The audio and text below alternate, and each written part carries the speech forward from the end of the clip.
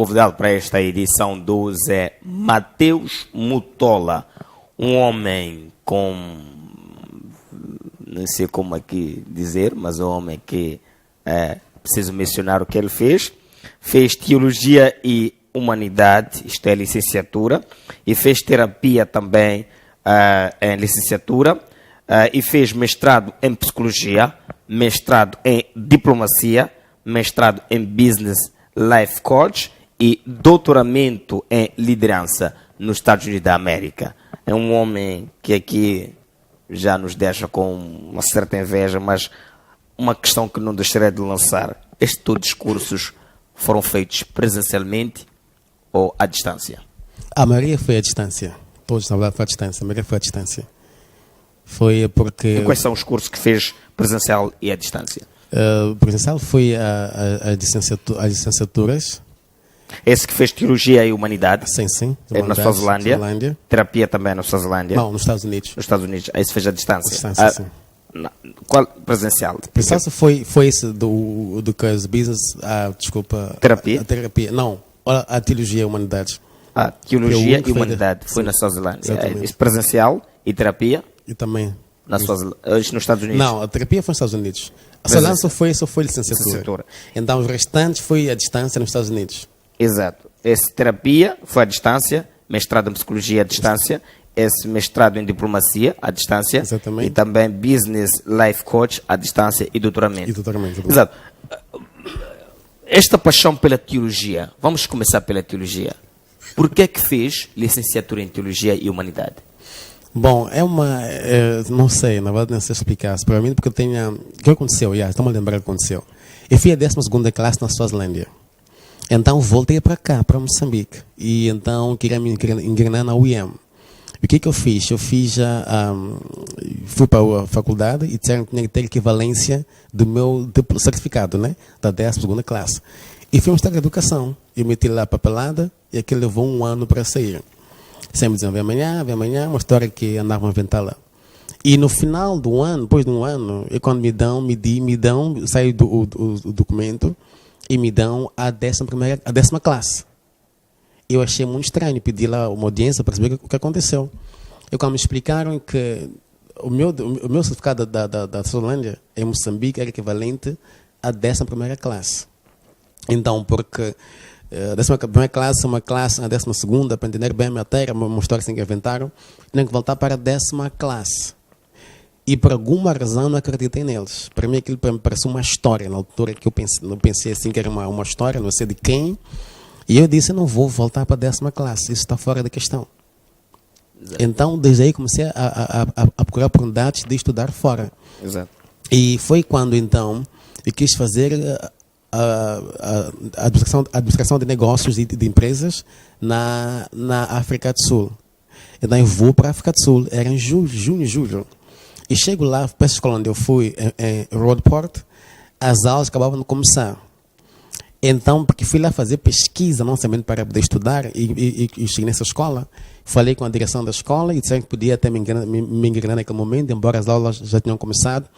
Mas meus pais disseram, não, temos melhor se preparar. Então, que eu voltava para lá em janeiro, começar a fazer o meu business administration.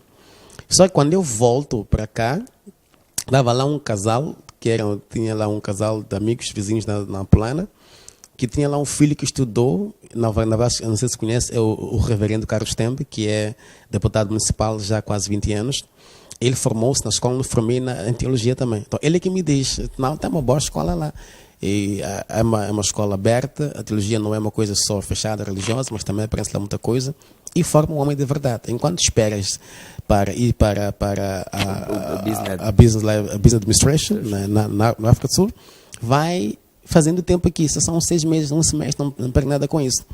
Então, eu estava já 1 ano, alguma coisa sem estudar. Eu pensei, ok, para ir a refrescar a memória, voltar àquele ritmo de escola, deixe-me fazer tempo na Suazilândia. E chego lá, por alguma razão eu gostei do curso, acabei ficando. Exato. E como é que foi viver na Suazilândia? Foi um momento de muita adaptação, não foi muito fácil. Acho que foi fácil para mim, não sei, acho que eu adaptei com muita facilidade. Mas o desafio que eu tinha era de língua, que era o inglês, e não falava inglês. Então, os primeiros 3 primeiros meses foi mesmo da adaptação. Eu só sabia dizer yes, no. Ao invés de dizer yes, eu tinha que dizer no, dizer não, tinha que dizer yes. Foi um momento muito engraçado. Eu também tinha que dizer ok. Dizer que falta ok. Exato. Mas uma coisa que eu achei muito interessante, que me chamou a atenção, eu fui aprendendo inglês adivinhando, de gênero. A pessoa podia dizer uma coisa para mim, eu dizia yes. Depois a pessoa dizia não, e fazia diferente. Eu, ok, acho que quer dizer isso aqui. Mas também notei uma coisa, que é muito rápido tu aprenderes uma língua, andar no meio das pessoas que falam essa língua. Então, eu acho que foi aí. Depois também as questões culturais. A cultura da Suácia era muito diferente, tem aspectos diferentes com a nossa cultura moçambicana. Então, eu tinha que aprender a diferenciar olhar para esses aspectos culturais. Embora a escola estava na Suazilândia, nesse caso a secundária, tinha lá colegas que vinham de outros países africanos. Então, aprender a lidar com pessoas com diversas culturas. Porque quando eu vivo só cá em Moçambique, por exemplo, eu penso que o que eu faço está sempre certo. A nossa cultura é perfeita, é única. Mas chega lá, das com pessoas de diversas culturas. Então, tu vês que o que pode ser errado para nós, culturalmente falando, para eles pode não ser. E vice-versa.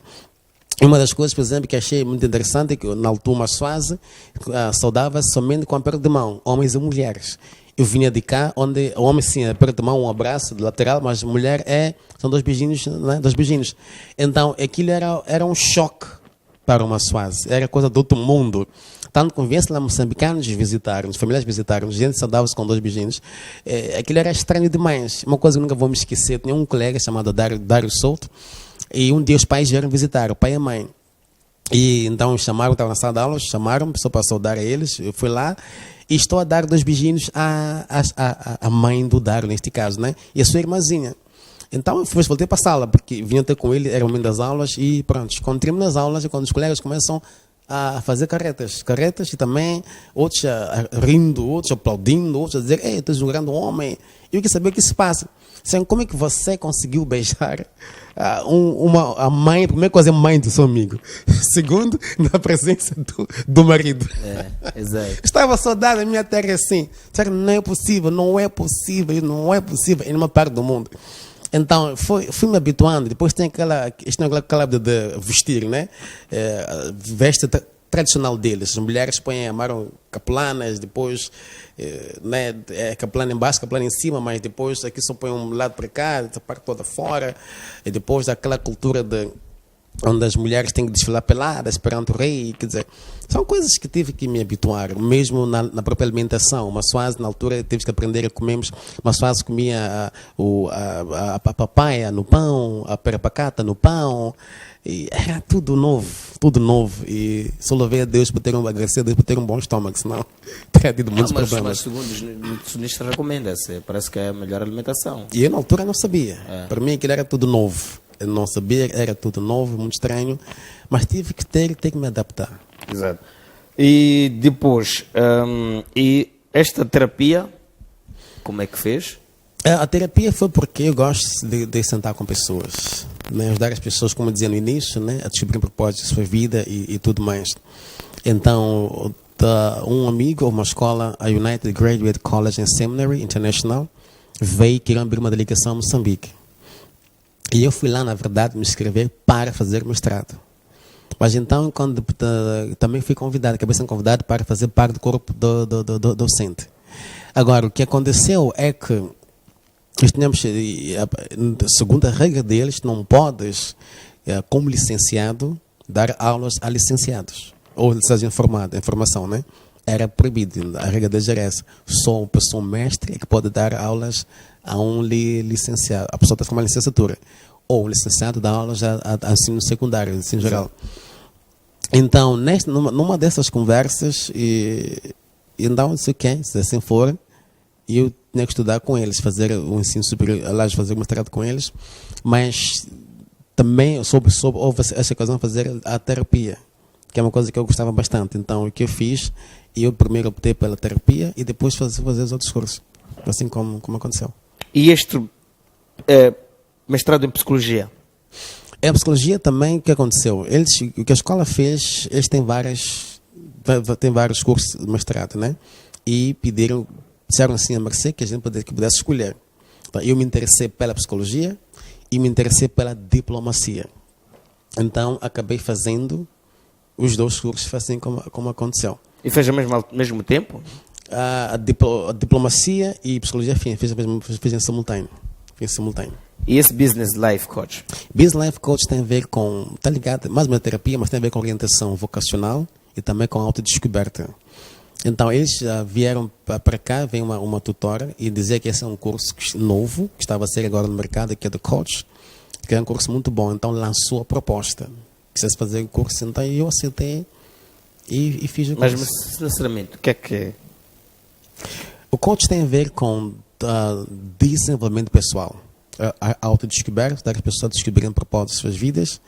E, na verdade, a diferença do coach e calar aconselhamento é que o coach, o aconselhamento, eu falo consigo e eu posso dar-te umas dicas. Enquanto o coach já não. O coach diz assim, tu já tens as respostas dentro de si. Então é ajudá-lo a interagir consigo mesmo, a descobrir dentro de si as respostas para os desafios que você possa estar a enfrentar e também ajudá-la a engrenar naquilo que é o propósito da sua vida, que assumimos que o teu sistema, tu já nasceste com este propósito. Então é só ajudá-lo a descobrir. E na verdade eu não opino tanto como tal. Isso lhe ajuda a olhar para dentro de si, né? E interagir com o teu sistema, com o teu ser, com o seu espírito, para assim poder dizer, porque lá se encontra todas as respostas para a sua vida. E liderança, doutoramento da liderança? Liderança é uma paixão espetacular. Eu notei uma coisa, observei, principalmente em África, e notei que temos muitos gestores. O que a gente precisa em África são líderes. E há diferença entre líder e gestor. Então, eu optei por fazer liderança porque eu acredito que é o curso da atualidade. Liderança é o quê? Liderança pode ter várias definições, mas uma das melhores que eu gosto é a capacidade, a habilidade de mostrar o caminho, né? E depois motivar as pessoas a engrenar no caminho certo para as suas vidas. Ou aquilo que diz vamos fazer, não é aquilo que diz fazem? Não. Vamos fazer. Vamos fazer. O líder diz vamos fazer. O gestor diz façam. Exato. Exato. E vamos falar desse livro, A Arte de Morrer Vazio. Sim. E porquê, primeiro, antes de mais nada, porquê este tema, A Arte de Morrer Vazio? Como dizia antes, eu dizia que o ser humano nasce com uma habilidade espetacular, nasceu com um propósito, que é a razão pela qual da sua existência. Eu costumo dizer assim que nós vivemos em prol de 5 coisas. Temos aí o livro, né? Sim, A Arte de Morrer Vazio, quando a morte não é a maior tragédia. Sim. Exato. Então, eu dizia que as pessoas nasceram com um propósito, com uma razão pela qual vieram a este mundo. Que a descoberta do propósito é a maior de todas, né? Exato. Então, a arte de morrer vazio explica que nós temos que morrer vazio. O homem já nasce cheio, nasce rico, e ele precisa deixar parte da sua riqueza, parte não, toda, na verdade, aqui conosco na terra dos vivos. Então, nós temos um certo período de vida, né? Vai de pessoa para pessoa, mas esta pessoa que nasce rica, cheia dessa riqueza, está em forma de talentos, dotes, habilidades, ele precisa precisa expor, tirar este potencial dentro dele, né? E deixar assim para o mundo. Não, nós nascemos com esta capacidade. Viemos ao mundo para dar o nosso contributo, viemos ao mundo para tornar o mundo um mundo melhor e tornar o homem também um homem melhor. Exato. Então, é daí que nasce este tema, a arte de morrer vazio. Temos que morrer vazio. Nós somos ensinados que nós estamos aqui na Terra para adquirir bens, produtos, serviços. Mas o espírito é diferente. O homem não veio à Terra com esse propósito. Viemos aqui para dar o nosso contributo. E eu costumo dizer assim, que a maior frustração que os homens têm na vida é exatamente pensar assim. Estamos aqui para adquirir. Por isso que há muito elevado índice de corrupção, comportamentos antissociais para tentar ter sempre alguma coisa. Mas o foco da vida não é esse. A essência da vida não é essa. A essência da vida é me esvaziar. Eu já nasci rico. Eu já nasci cheio de dotes e habilidades. Então, essa habilidade que eu tenho que usar, convertê-los em bens, produtos, serviços para meu próprio bem, mas também para o bem do próximo. E depois notar, o subtema vem a quando a morte não é a maior tragédia. Sim. Em África, falar de morte é tabu, ninguém fala sobre esse assunto, mas o que tento explicar aí é que morrer não é a maior tragédia. Por quê? Porque todos nós havemos de morrer um dia. E em África, sempre a pessoa que morre foi alguma coisa, é vítima, nunca fica doente, nunca se morre porque alguém fez para morrer. E como é que olha para este cenário? Eu acho que nós não temos que ser pessimistas, né? Eu acho que antes de julgar uma situação temos que fazer um estudo de base. É preciso primeiro que se analise, porque às vezes é meu comportamento que me leva à morte e não podemos os vivos logo pensar que é feitiçaria. Pode até ser que sim, mas eu acho que é prematuro logo alguém perder a vida e começamos com as acusações. Exato. Mateus, uma coisa que eu vi, estou a ver aqui na sua obra, a revisão linguística da doutora Sandra Omus, é moçambicana? É moçambicana, sim. É moçambicana. Exato. E direitos reservados, Mamo Editora, também é uma editora moçambicana? É moçambicana, sim. Exato. Todas as citações bíblicas são extraídas da versão bíblica João Ferreira de Almeida. Caso haja outra, será mencionado no texto. E esta foi a base usada para escrever o livro? Sim. Explica-nos um pouco sobre estas citações. Tem uma que diz assim, que é feita pelo rei Salomão, que ele diz, tal qual o homem pensou, assim ele é. Então, ele diz que o homem se torna aquilo que ele constantemente pensa. Exato. Né? Então, essa é uma das citações que aí vem. E a outra citação é que diz que o homem pode todas as coisas. O homem tem estabilidade, capacidade de fazer tudo o que ele quiser fazer e realizar. Então, a outra também citação que eu faço no livro, também tirando da Bíblia, é que ela diz que o homem nasceu com um propósito. E eu acho que essa é a essência desse livro. O homem nasce com este propósito. E nasce com este poder, estabilidade, capacidade. Exato. Que nós temos que desenvolver esse poder. E sim, há uma coisa interessante. Eu costumo dizer às pessoas, olha para uma árvore, uma mangueira, por exemplo. A mangueira há uma lição interessante que a gente aprende na mangueira. Ela sabe que nasceu com o propósito que é dar mangas. Ela fica no seu cantinho, né? E a manga produz o seu fruto. E ela não se move. Nós é que vamos ter com a mangueira. E arrancamos dela este seu fruto. E nota uma coisa interessante. Depois de arrancarmos a manga, nós vamos embora. Damos costas à mangueira. Mas ela não se chateia. A alegria dela é dar-te a manga.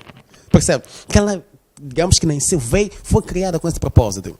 Então, eu acredito que a felicidade do homem está ligada aqui. Em descobrir o propósito da sua existência. Exato. Sendo o homem que fez teologia, humanidade, terapia, mestrado em psicologia, não sairia daqui sem fazer essa questão antes de puxarmos o livro mais profundo. Como é que olha para estes fenómenos, ou para este fenómeno em que a mulher queima o homem com óleo? Como é que analisa todo o cenário que nos últimos tempos tem se assistido nos órgãos de comunicação social? Bom, é um tema que eu, se calhar, diria que precisamos de um tempo a conversarmos sobre isso, mas eu diria que é muito triste. É triste e acho errado. Muito erradíssimo. Não há nenhuma razão para nós chegarmos a esse extremo. Porque eu acredito que se nós somos casados ou vivemos maritalmente, há pessoas que nos acompanham. Temos familiares de ambos lados. Se somos casados oficialmente, temos nosso padrinho. E se calhar casamos numa igreja, tem lá o padre, tem um sacerdote, tem um pastor, a quem podemos recorrer em situações quando nós estamos a entender com o meu cônjuge. Chegar a esse extremo eu acho que está fora do normal. Então, eu desencorajo muito esse comportamento e eu acho que se há uma situação que há no casamento, o casal não se entende, ou namorados, ou noivos, ou havia um martamento, ou casados oficialmente, temos que recorrer ao apoio que a gente possa ter de imediato. Exato. Ou nossos familiares, como dizia, ou nossos padrinhos, ou o líder religioso, né? O padre, ou o pastor. Mas como é que analisa esse fenômeno em si? Em termos primeiro, eu acho que há um derrame psicológico na pessoa que perpetua esse comportamento. Depois, acredito que há um derrame também emocional. Eu acho que a pessoa chega num ponto de exaustão. Quer dizer, não sei especialmente nesse caso, mas no forma geral, há um comportamento que tem acontecido constantemente, que eu não concordo como parceiro desta pessoa. Então, isso provoca um derrame emocional. Aquilo tira-me, afeta a minha psique, percebe? E então me impulsiona um comportamento que é totalmente antissocial e negativo. E por outro lado, que não quer chegar até também, pode ser que haja uma influência espiritual, mas não, também existem espíritos que compactuam, trabalham com o homem. Se eu penso, tem um drama emocional, uma porta abre-se para espíritos também influenciarem a um certo comportamento. Mas acredito que, se calhar, muitos casos nem somente é um espírito, é esta questão da fragilidade emocional. Quando a minha emoção negativa toma controle de mim, porque se calhar, digamos que as situações que surgiram, ou traição, ou uma coisa parecida, e aquilo foi se acumulando, e eu não soube gerir essa situação, e aquilo feriu a minha emoção, e surgiu em mim então a emoção negativa. E quando eu não estou, a minha emoção negativa nasce em mim, a tendência é optar por um comportamento totalmente antissocial. A pessoa já não está no seu juízo normal, não está no seu raciocínio normal. É guiada por impulso, já não é o que é certo ou errado. É de gênero, se eu estou a sofrer, ele também tem que sofrer, ou ninguém fica com ele, então vamos, está a perceber? Vem esses pensamentos todos e acaba então postando a um comportamento totalmente antissocial. Exato. Eu, quando eu estava na carteira, fiz um trabalho sobre divórcios, principalmente na cidade de Maputo. E o nível de divórcios nos últimos tempos é muito maior.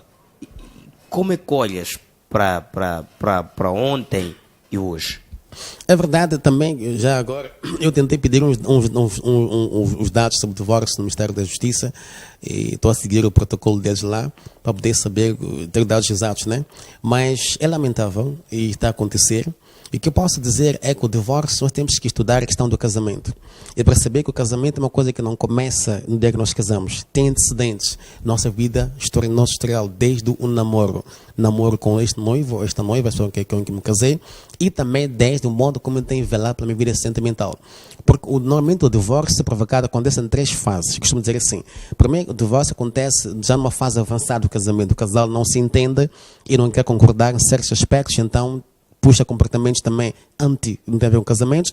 E depois, também o divórcio pode acontecer logo no início do casamento, naquele primeiro dia, na lua de mel, na verdade. As coisas podem lá acontecer que então provocam rachas. E o casal não sabe como lidar com essas coisas. Eu chamo de o monstro da lua de mel.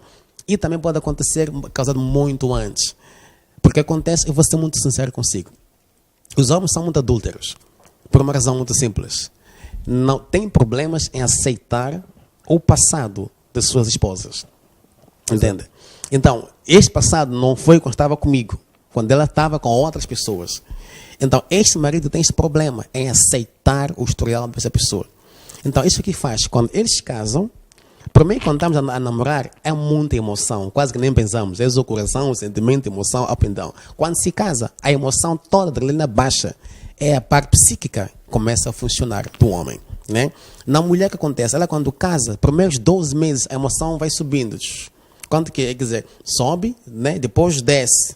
Porque isso que ela em cada um mês quer celebrar, cada um mês, estou casada há um mês, quer fazer uma festa, um lanche, um coco de bolo, tomar um champanhe. Depois, segundo mês, assim somente. Enquanto que o homem subiu, desceu. Fica a parte do raciocínio. Então, depois, o modo como a relação começa é chave. Eu acredito que o casal tem que chegar a certos acordos antes de casar. Por que estamos a casar? Então, se não há esses acordos antes de casar, é complicado também querer trazê-los já depois do casamento. Por exemplo, o casamento tem que ter um propósito. Por que estamos casados? Isso é importante. Qual é o objetivo do nosso casamento? Para onde é que nós vamos como marido e mulher? Isso é importante. E depois, o que queremos alcançar? Queremos realizar? Tudo isso entra em jogo. E depois tem a questão da fidelidade também, o qual também temos que conversar antes de irmos ao altar. Então, muitas pessoas não têm esse tipo de conversas, né? O que está em frente é só paixão, gostei de ti, gostei de si, amo-te, e pronto, namoram, depois casam. Depois, quando se casa, descobre que o casamento tem muitas outras facetas dos quais não conversamos antes do casamento. Então, às vezes, quando a mulher tende a abordar a questão, o marido não está interessado. Acaba sendo um marido, um esposo, um pai não presente. Então, esses fatores então, fazem com que o homem desista do casamento. E às vezes também tem que chamam de falsas expectativas, que é também uma coisa que influencia muito. A pessoa casa pensando que o casamento é um mar de rosas, pisar um botão, é feliz, e não sabe que para um casamento dar certo e ser muito bom e feliz, há muito trabalho envolvido nisso. As pessoas não estão preparadas para isso, então quando surgem situações no casamento, a tendência é querer desistir. Um lar só dá certo quando as duas pessoas tiverem vontade de fazer funcionar. Exato. E como é que olha, indo à questão da diplomacia, como é que olha a nossa diplomacia? Eu acho que... O estado de saúde da nossa diplomacia? Eu acho que não está muito católico, na minha opinião, muito pessoal, né? Por uma razão muito simples. Eu acho que o resultado dessa ligação Moçambique com outros países, não por muitos países, é preciso que a gente... Eu acho que o propósito fundamental tem que ser o desenvolvimento real do nosso país, mas também trabalhando com esta contraparte com que nós estamos a fazer esta ligação diplomática. Vou dar um exemplo muito simples. Eu estava a falar antes, por exemplo, se eu fosse ministro dos negócios estrangeiros ou da educação, eu já optar por termos esses homens que vêm investir em Moçambique, mas também temos que pensar numa coisa, no nosso próprio desenvolvimento. Então, eu acho que, só por esse aspecto, eu acho que estamos a pecar bastante. Nós temos tanta gente vindo investir em Moçambique, estamos a assinar memorandos com várias empresas de outros países, e estão aqui também tem seus consulados aqui em Moçambique, é muito bom. Mas, no fim do dia, o que acontece? Como é que nós, moçambicanos, somos verdadeiramente beneficiados? Não falo de o que está no papel, falo o que está no terreno. Então eu penso que esta é uma área que precisamos de melhorar bastante. Fora isso, eu penso que o relacionamento com outros países é muito bom e é benéfico, mas também temos que fazer amizades, ligações com países que têm a causa de Moçambique no seu coração. Ou nós temos a nossa causa e fazemos então esta ligação com países que também vêm apoiar a nossa causa. Quer dizer, no fim do dia, nós somos muito bem beneficiados. Exato. E como é que olha para a liderança dos nossos governantes?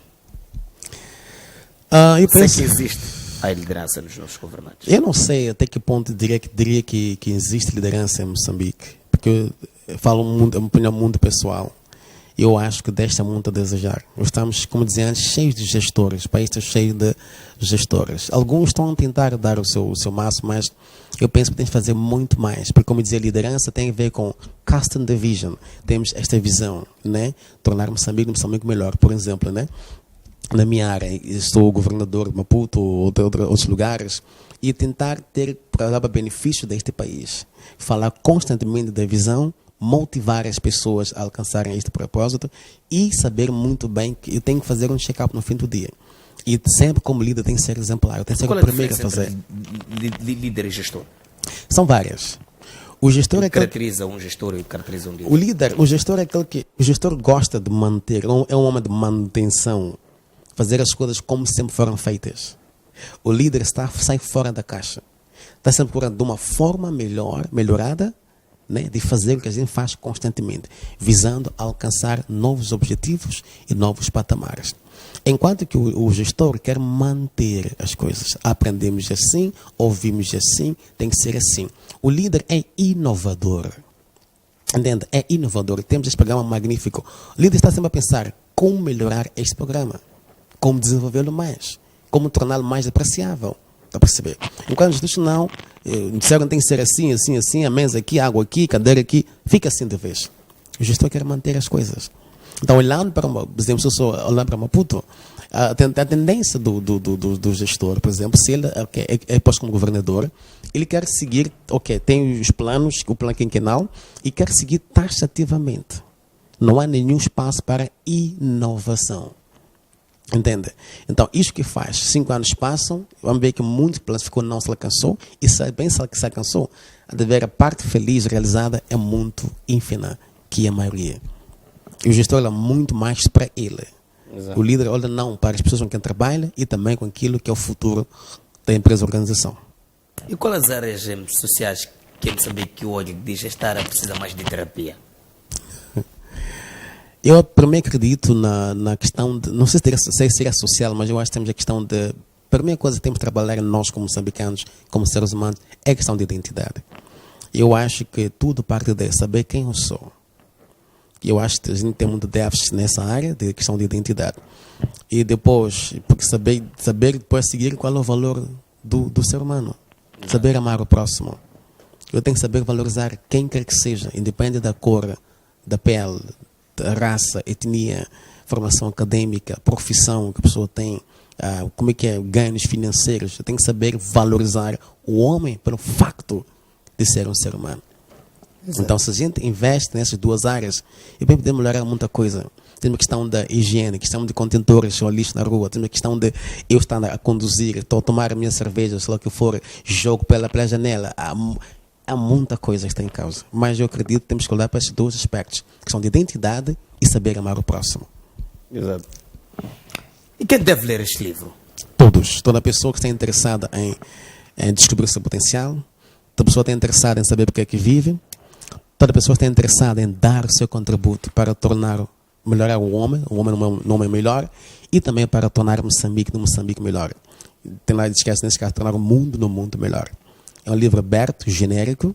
Qualquer pessoa, depende da sua formação acadêmica, inclinação, vocação, trabalho profissional, pode e deve ler esse livro, porque é um livro que nos mostra o propósito da nossa existência, nos ensina como podemos morrer vazio e dar nosso contributo para tornar o mundo um mundo melhor. Mateus, de uma forma muito rápida, no primeiro capítulo aparece nascido rico. Sim, o ser humano já nasce rico. Essa riqueza está em forma de habilidades e potenciais. Tudo que ele tem que fazer é descobrir qual é o seu potencial e procurar meios de desenvolvê-los e depois então esvaziar. Quando o lixo não é lixo. Segundo capítulo. Quer dizer que o ser humano não é lixo. As pessoas nos maltratam, nos desprezam, nos rejeitam por várias razões, tanto que pensamos que somos inúteis. Então estou a explicar aí que você, independente da rejeição que aconteceu em sua vida, você não é lixo. Exato. O lixo está nos olhos do observador. Sim. Isso quer dizer assim, que a pessoa que me acha lixo, ela é que tem problemas, não sou eu. O Deus do desprezível. Aí explico que tem um Deus criador do céu e da terra, que muitos chamam de universo, outros chamam de mente infinita. Eu chamo de Deus criador. Explico que este Deus é especialista em trabalhar em pessoas desprezáveis, rejeitadas e abandonadas e fazer delas pessoas de grande impacto e influência global e mundial. No quarto capítulo temos o teto sobre sua cabeça. Aí explico que o teto é que nos cobre, né? Mas eu digo, aí puxo isso para fazer que o teto são as convicções que eu tenho, aquela voz que me diz, tu não és capaz, tu não és nada. Olha para sua mãe, olha para o seu irmão, quem você pensa que é? Então este teto na nossa cabeça, a gente tem que desfazer-se dessas crenças todas para poder ser tudo que podemos ser aqui na Terra. O Deus de potencial. Aí explico que Deus ele é omnipresente. Exato. E criou o homem em sua imagem e semelhança. Então, omnipresente é a habilidade de criar coisas do nada. Então, omnipotente.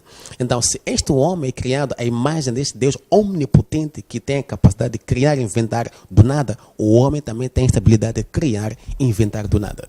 Habilidades inesgotáveis. Aí explico que o homem tem capacidades, potenciais inesgotáveis que ele próprio nem imagina. Ele pode ser tudo o que quiser ser, pode fazer tudo o que quiser fazer e pode ter tudo o que quiser ter. Não há nenhuma impossibilidade no homem.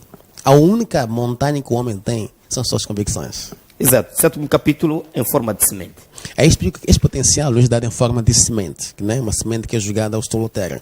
Então, nós todos já temos, só que ela não vem assim já trabalhada. Está em forma de semente, a gente tem que estar em contato com ela, poder então desenvolvê-la para poder crescer. No oitavo capítulo, inimigos de suas habilidades. Aí explico que apesar de termos habilidades, tem seus inimigos.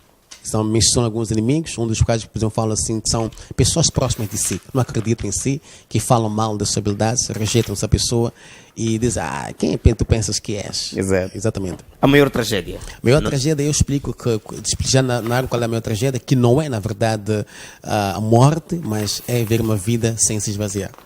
Exato. A arte e a escolha. Aí define que morrer vazio é uma arte. Tu podes cultivar e desenvolver essa habilidade e também é uma escolha. Tu podes escolher morrer cheio. No 11º capítulo, chaves para morrer vazio. Aí já mostra o que podemos fazer para poder então desenvolver essas habilidades, do ponto que possamos amadurecê-las e então dar uns contributos para o fim morrer vazio. Exato. A quem gostaria de agradecer neste livro, aqui no nosso programa? Aí agradecer exatamente toda a Correal que trabalhou muito comigo na produção da capa. E também, obviamente, agradecer a revisora linguística que teve muito trabalho, mas foi um trabalho muito bem feito, a doutora Sandra Wamos. Exato. No 12º capítulo temos a pior pergunta. Aí faço 3 perguntas, e uma das quais é a pior, que é, agora que está vivo, né, o que o mundo está a perder? Não está a dar não está a esvaziar o seu potencial. O que o mundo está a perder? Exato, um livro interessante, por acaso. Mateus Mutola, PhD, é orador de motivação peculiar e coach internacionalmente acreditado pela United Graduate College and Seminary International.